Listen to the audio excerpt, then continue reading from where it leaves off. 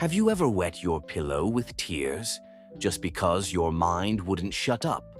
Because something, some person, some memory was eating you from the inside. Have you seen those nights when your eyes were closed, but your mind was running thousands of kilometers? And the most painful thing is that that person, that mistake, that past moment is no longer in your life. But in your mind, you are still living on rent.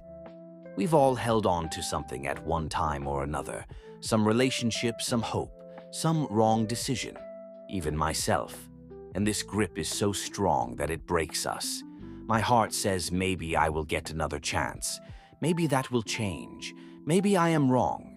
And in this maybe, we lose our sleep, our peace, and even our identity.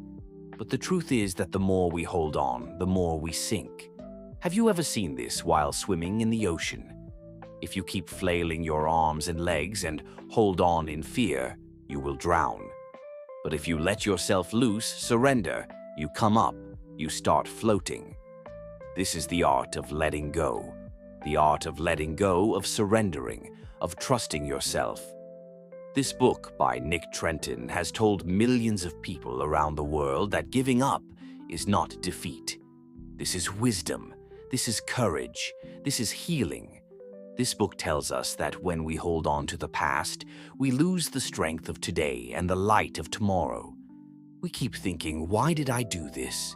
Why did he do this? Why am I always the one who gets hurt? But there is no end to the questions, and the answers are never found. That's why we don't want answers, but freedom. And that freedom comes when we learn to let go. Leaving does not mean forgetting. Letting go means giving your heart permission to not be broken anymore. Tell your mind that it will no longer be a prisoner. It is about assuring your soul that it has enough power inside it to smile even without anyone. We think, then think some more. Then we think about thinking and then replay the same thing again and again 1,000 times. Like a broken record that gets stuck in the same spot every time. I wish I hadn't said that. What if he was thinking like that? Am I really that good? There is no substance in these questions. But these questions haunt us. It steals our night's sleep, our heart's peace, and the smile from our face. This is the prison of the overthinking mind, a prison whose bars are made from inside and not from outside, a prison in which you are the prisoner and you are the jailer. You are the one who punishes yourself every day for the things that have already happened, for those things that are not in your control, and for those people who are no longer a part of your life. Nick Trenton explains this point very beautifully. Overthinking is an illusion inside us. We think that the more we think, the better decisions we will make. You will be able to understand something new. But the truth is that overthinking is not thinking, but self-torture. This is that voice that always tells you you are not enough. You were wrong. Now nothing will change and we will keep falling into the same pit. Most of us live in the replay room of our minds more than we do living life every day. We think if I had spoken a little differently that day, I would have forgiven him. If I didn't quit my job. All these are hypotheticals which will never happen and can never happen.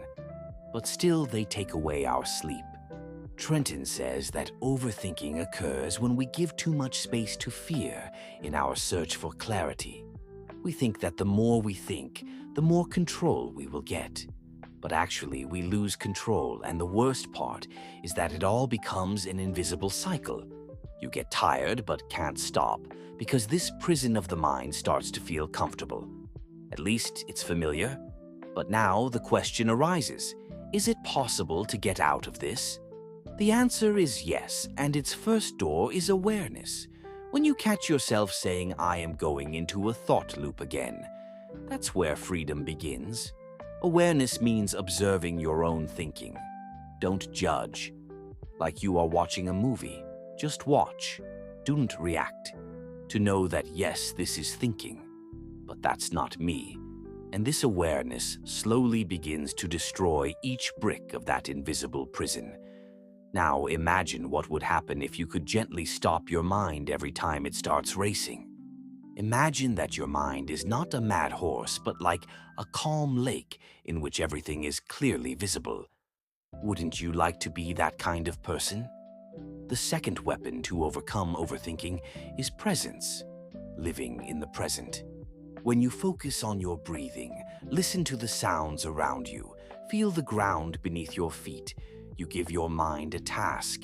Be here, be now. This message from Trenton is clear. Your mind is an amazing tool, but he is not the owner. You are the master. And when you decide that enough is enough, now I will not torture myself, then you take the key of that prison in your hands. You have to remember that habits of thinking are not formed in a day, and they will not go away in a day. But every time you stop yourself and redirect yourself, you weaken that habit. This is a practice. Just like you work out in the gym every day, this is a mind gym. And most importantly, you are not alone. Crores of people around the world are living with this pain. I just don't say anything. But if you are hearing this and can feel that this is your truth, then understand that the change has begun. We are humans, but we treat ourselves like machines. Everything should be perfect. Every answer must be correct. Every relationship should run smoothly. And if something goes wrong, the mind panics. Why did this happen? What did I do wrong? Why is this not in my control? And this is where it begins. A war not with the world, but with oneself. We feel that if everything is under control, we will be safe. But Trenton says this hunger for control is actually the language of fear. Fear of defeat, fear of rejection, and the biggest fear of appearing weak. How many of us have thought that if I become perfect, then everyone will love me? Or if I haven't made a mistake, no one will leave me? In this very thought, we create an illusionary world of perfection, where we keep cooking ourselves like a pressure cooker all the time. But the truth is that perfection is an illusion. There is no person who is perfect. Yet we still have those expectations from ourselves, and when we are unable to fulfill those unrealistic expectations, we curse ourselves.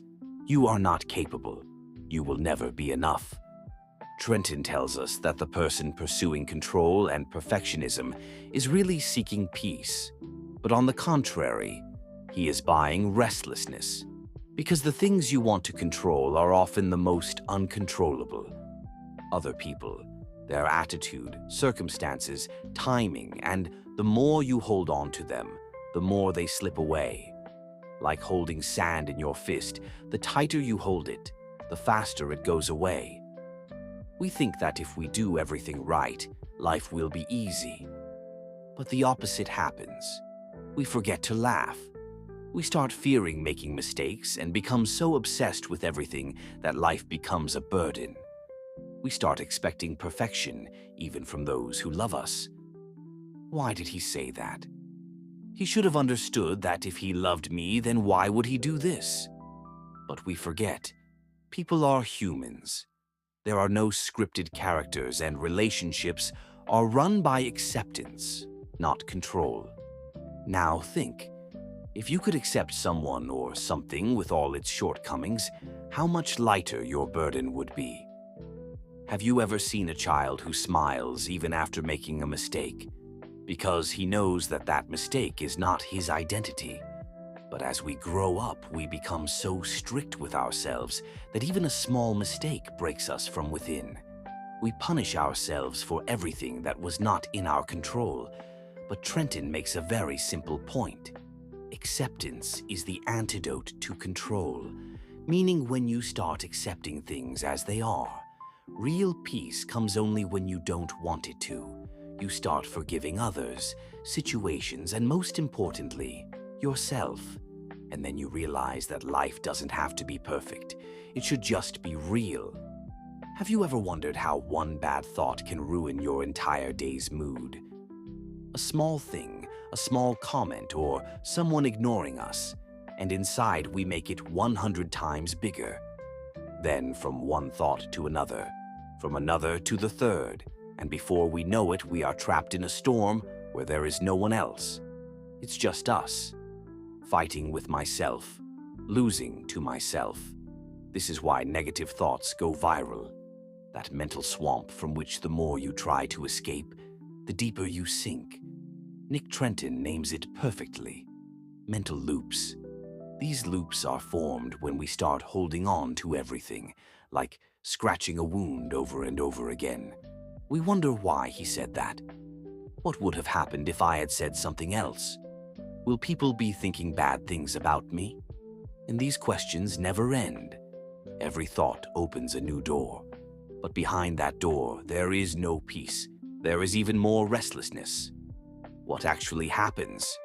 We make our thoughts our identity. If fear comes into our mind, then we consider ourselves cowards. If we feel jealous, we start considering ourselves inferior. If there is a comparison, we feel we have lost. But Trenton says, think about it. You're not. It's just a function of the mind, connecting things, asking questions, looking for dangers. The real you is the one who is watching these thoughts, but I am not drowning in them. The first step to breaking this spiral is to name the thoughts. As soon as a negative thought comes, catch it and say, okay, this is fear. This is a comparison. This is insecurity. Just saying I am thinking gives you a little bit of space between the thought and yourself. And this distance gives you back control. Awareness is liberation. Start recognizing when you can't stop a thought. Imagine if someone comes to you and says you are useless, then you get angry. But when the same thing comes from within you, then you accept it as true. Why? Because it sounds like your own voice. But actually, that is your conditioning. All that you heard, suffered, endured, and now it has become your default. To cut off the negative thought spiral, you will have to make an active effort. This is not a passive process. Like you have fallen into a pit. If you don't do anything, you will continue to fall further. But if you find a small hold, a positive thought, a pause, a deep breath, you can pull yourself out. And this is the lesson that it is not necessary to identify with every thought. Trenton explains a powerful technique: pattern interrupt. Whenever you feel a storm of thoughts coming, do something that gives pleasure to your mind. Just say it loudly, or clap your hands, or just get up and start walking. This breaks the current of the brain and you can get out of that loop. And once you take back the control, you can decide which direction to think next. Have you ever noticed that we explain things to our friends? Don't think that you are good. Don't pay attention to what he says.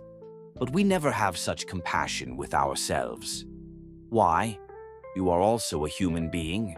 You also have the right to take care of yourself, to understand, to forgive. And when you do this practice daily, slowly your brain starts rewiring. You start to come out of automatic negative thinking, and then things that were once broken start to heal. Those who once used to run away in fear are now able to sit in peace. To love, to connect, to care is one of the most beautiful powers a human being can have. But when this connection becomes a necessity, when someone's mood starts deciding your mood, when someone's reply coming late robs you of your night's sleep, then understand that there is no connection but attachment. And when attachment becomes unhealthy, then it is no longer love, it becomes a prison. Nick Trenton makes a very profound point. Emotional detachment does not mean being disconnected, but being in balance. This does not mean that you become a stone. This doesn't mean it won't make any difference to you. It simply means that you should not make someone else's presence a condition for your happiness. When you learn this, you become your own best friend. We often assume that loving someone deeply means taking on their every mood, every decision, every problem. But this is what makes me tired. We put so much burden on our heart that it stops beating and starts dragging itself. Be it a relationship, a career, or a dream. When we make its outcome our identity, then failure becomes a reason for breakdown. Trenton teaches us that we should be concerned with efforts, not outcomes. Because the outcome is not in your control, but the effort will always be there. Emotional detachment is not running away. It is a conscious decision that you want to connect with someone without losing yourself. Because when we live by being emotionally invested in everything, then everything starts to hurt. Someone creating a scene and not replying, someone's tone becoming a little different, someone being busy, it all starts to seem personal. And we wonder, did I do something wrong? Do they not need me anymore? Am I not enough? This is where detachment comes into play. This gives you the mental space in which you can ask yourself, is this really about me or am I just overthinking? Detachment gives us that distance where we don't react, we respond, where we face things. But do not allow yourself to become a part of that torture. Trenton says clarity never comes in a case. When you are entangled in every emotion, nothing can be seen clearly. But when you step aside, when you pause, when you allow yourself to question, what do I really want? Am I more connected to myself than anyone else? Then clarity comes, and with clarity comes freedom. This is the real meaning of emotional detachment. You learn to take responsibility for your own mind. You don't have to depend on anyone else's behavior for your peace. Then, whether that person likes you or not, understands you or not, you remain stable, and this stability becomes the magnet that attracts the right people into your life. There is a story going on inside every person. We keep talking silently day and night, while awake or sleeping, but the problem is that most people don't write that story themselves, they just live it. If someone tells you in childhood that you are stupid, then that line becomes the script of your entire life. When I broke down in a relationship, my mind accepted that no one can love me. Once I failed, I started saying to myself that I am not worthy of anything. And gradually, these sentences become your identity. A man becomes what he repeatedly thinks about himself. What you tell yourself in your mind becomes your reality, whether it is true or not. And this is the mental story. The story you hear from yourself about yourself, so many times over and over again that now it seems true to you. But the truth is that you are the writer, and this story, this identity, this script, can change only with your pen. We've all said these things to ourselves at one time or another. Why does this happen only to me? I always remain alone. No one understands me. I don't have that talent, and all these things gradually make their place in our thoughts. No matter what good happens outside, the mind always says, no, you are not like that.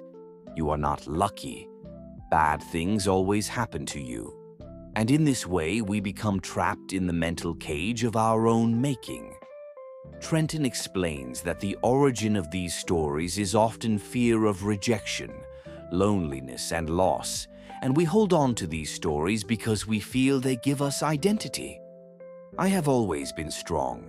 I have endured a lot. It feels inspiring to hear these things. But when it stops you from moving forward, it becomes the biggest wall to your growth. So the question is the story you have written about yourself till now really yours, or are they just shadows of past moments that are still blocking your present? Trenton shows us a simple but powerful way. Observe the story, rewrite it, catch your old thought patterns, write them down, see how much truth there is in them, how much pain, and how much just fear. And then ask yourself, can I write this story again? Imagine if you started saying this to yourself. I am learning. I am in healing. I am forgiving myself. Now I am not starting the old story, but a new chapter. So your thinking, your energy, your face, everything will change. Because when you change your mental story, you change the direction of your future. Detachment is important, but more important is saying goodbye to old stories, adding a new voice to your thinking that says, yes, I have made mistakes, but I am not defined by those mistakes. Yes, I am hurt, but I am not just that wound.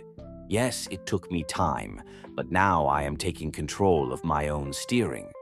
You have to understand that your story can become your strength if you want it to. But if you keep playing it in repeat mode, it will not let you move forward. Quitting is not a one-day decision. This is not a dramatic moment where you once loudly I left, say it, and everything becomes lighter. No, the art of letting go. It is a daily practice, a practice that begins each morning as you wake up and continues until you close your eyes each night. And when you take this practice seriously, life slowly begins to change from within, without any noise, without any drama. Nick Trenton repeatedly reminds us that transformations aren't flashy. He settles down. It is made of small habits.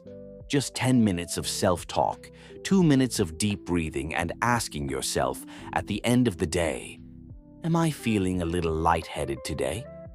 Your mind is most impressionable when you wake up in the morning. If you start your day by overthinking, scrolling your phone, or comparing, your whole day will be immersed in the same energy. But if you spend a few minutes in the morning connecting with yourself, meditating, writing a few lines in a journal, feeling gratitude, you make your mind clear, grounded, and ready. Journaling isn't anything fancy. It's simply a way to hear yourself clearly. When you put your fears, thoughts, anger, or confusion on paper, it is no longer inside you. Trenton calls it mental decluttering, and it's so true. Our mind is also a room, and unless we clean it daily, we will not feel like living in it. Gratitude means thankfulness. This is what takes your mind from scarcity to abundance. When you write down 3 things you're thankful for every day, you teach your brain that not everything is bad. And when your mind starts believing that there are good things too, only then it starts leaving the bad things. But the most important practice is to live in the present. Trenton says we are either living in the past or in the future, and because of this, we miss the beautiful moments of the present. When you're eating, just eat. When you're walking, when you're talking to someone, really listen. This may seem simple, but this is mindfulness. And this is where the grind begins. We often think that life will change when something big happens. Some job will be found, some relationship will improve, some dream will be fulfilled. But Trenton says big changes never come from outside. They start from within with the little victories you make with yourself every day. Every time you let go of a thought instead of holding on to it, that is practice. Every time you keep yourself calm instead of getting angry at someone, that is practice. Every time you listen to yourself instead of trying to please everyone else, that is practice. And yes, sometimes you will get tired. It will feel like I am returning there again. It will seem like nothing is changing. But remember, letting go is not a linear journey. It is like a wave. Up, down, sometimes calm, sometimes stormy. But continuing to practice is your victory. Consistency is more powerful than perfection. We all want to fly. I want to touch the heights, want to reach your dreams. But have you ever seen it? That a bird cannot fly unless something is tied to its feet. No matter how much he tries, no matter how much strength he applies, that bond does not break. Flying is not possible. Exactly the same thing happens with us. We all want to fly, but we have carried so many bondages in our minds, the burden of so many old things, the words of so many people, the memories of failures, and the heavy bag of our own expectations that we can neither run nor fly. Nick Trenton says letting go doesn't mean hate, it means freedom. When you let go of a person, a past pain, or an old version of yourself, you are not hating them. You are getting yourself back. You are reclaiming your energy. the energy that you have been spending for years in guilt, shame, overthinking, and repeatedly blaming yourself. When that energy comes back, then clarity comes, and from clarity, direction emerges. Often we think that if I forget him, her, then was my love false? Or if I forgive, then was my pain not justified? But the truth is that leaving is never an insult to any relationship or emotion. It's just a decision that you now want to make space for yourself as well. When you hold on to old wounds, they don't heal. They start to rot, and then you carry them everywhere. In new relationships, in new opportunities, in every decision of yours. Trenton says baggage isn't just what you pick up. That is also what you allow. People's expectations, society's standards, comparisons, guilt trips, toxic attachments. And the first step to lightening this baggage is to create boundaries. Not everyone should have access to your energy, taking everyone's words to heart, trying to please everybody. It's the end of your grind, not you. Creating boundaries doesn't mean being selfish. This is self-care. And when you have clarity around boundaries, what you want, what you won't tolerate, and what direction you want to take, you begin to come back to yourself. You become that version that no longer needs anyone's validation. Now imagine if from today onwards, you started giving up everything that is not yours. What will happen to those people, those thoughts, that guilt, that comparison? Won't you feel lighter? Wouldn't you be more focused, calm, and present? Trenton's final message is very clear. Peace is the new success. Now success is not just money, fame, or status. Now there is true victory. To be able to sleep peacefully at night, to be able to forgive myself, to be able to move forward without fear. Now is the real success. Mental clarity, emotional stability, and an honest connection with yourself. The journey of letting go does not end, but every time you let go of something unwanted, you get a little closer to your true self. And a day comes when you stand without any baggage. You would have come across confident, clear, and complete. Many people think that letting go is simply forgetting someone. One has to let go of a relationship, or to get rid of the past. But the truth is that letting go is not a one-time decision. It's a lifestyle. It's a mindset where you ask yourself every day, can I lighten up a little more today? And when you say yes to that, you begin to befriend yourself. Sometimes we hold on so much to people, expectations, failures, comparisons, guilt that they all become weapons against us. We smile, but something inside keeps pulling us. We walk, but our feet are tied with chains of old things. And then we think, why do I get tired? Why does everything seem so heavy? Why do I feel incomplete even after having everything? Nick Trenton's entire book and this entire journey reminds me of just this one thing. You don't need anything. You just need to remove the old burden that is tied to you. When you let go of expectations from relationships, guilt from the past, fear of the future, then you lose nothing. You get it. You get back the energy that was wasted in all this. You find the clarity that helps you connect with yourself. You find a peace that was never there outside. The bus was pressed inside. Today, by the time you reach the last words of this audio, perhaps there might have been some stir in your heart too. Perhaps you have also recognized some thought that has been holding you back for years.